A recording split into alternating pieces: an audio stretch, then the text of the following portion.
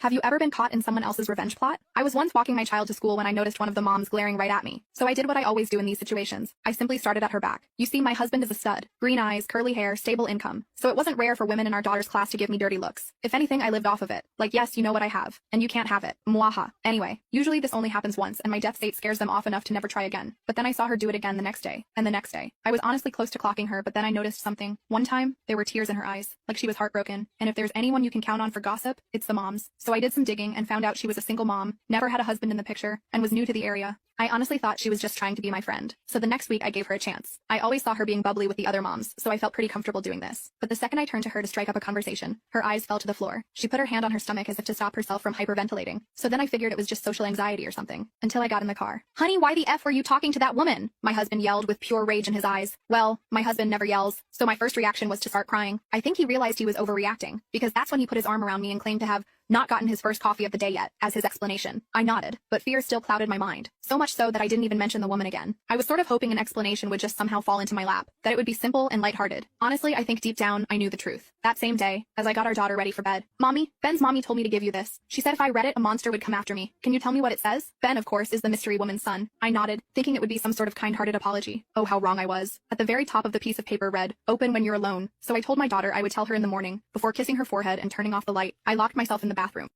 Click the link in my profile to watch the exciting follow-up.